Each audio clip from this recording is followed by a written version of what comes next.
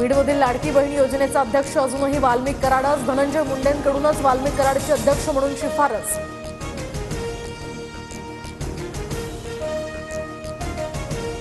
धनंजय मुंडेंच्या राजीनाम्यासाठी सर्व स्तरातून मागणी, मात्र अजित पवारांमध्ये राजीनामा घेण्याची हिंमत नाही, संजय राऊतांचा निशाणा।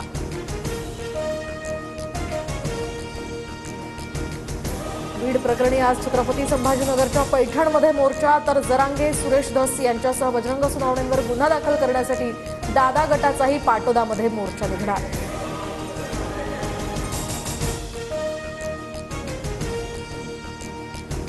आदित्य ठाकरे मुख्यमंत्री देवेंद्र फडणवीसांच्या भेटीला, मुंबईतील विविध समस्यांसंदर्भात फडणवीसांची भेट घेणार।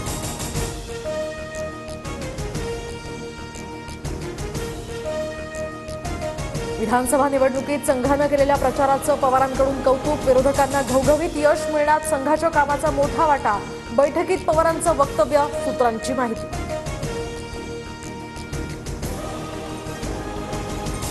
तर शरद पवारांनी संघाचं केलेलं कौतुक योग्य, मला वाटत नाही पवार महायुतीमध्ये येतील, पण शरद पवार आणि अजित पवारांनी एकत्र यावं ही आमची इच्छा, धर्मराव बाबा आत्राम यांची प्रतिक्रिया। कुणाला तिकडे जायचं असल्यास जरूर जावं, पहिल्या रांगेत बसलेले अनेक जण तिकडे हारगुच्छ देऊन आलेत, राष्ट्रवादीच्या मंत्र्यांची भेट घेतलेल्यांना जयंत पाटलांनी सुनावलं, सूत्रांची माहिती।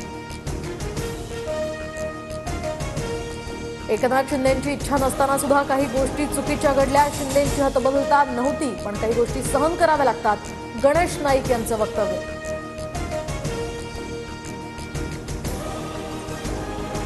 तर दिल्लीत घडलं तसं बीएमसी निवडणुकीमध्ये सुद्धा होऊ शकतं, कार्यकर्त्यांना बळ देण्यासाठी जास्त जागा लढाव्या लागतील, मुंबई पालिका निवडणुका स्वबळावर लढण्याचे संजय राऊतांचे संकेत।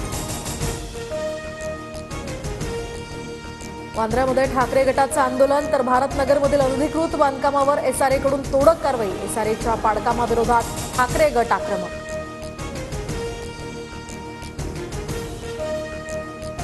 बेकायदेशीर पिस्तूल बाळगल्यानं हिंजवडी पोलिसांकडून तरुणाला अटक, तर 2 पिस्तूल आणि 4 काडतुसं जप्त, अटक केलेल्या तरुणाचा शरद मोहोळ टोळीशी संबंध असल्याचा पोलिसांना संशय।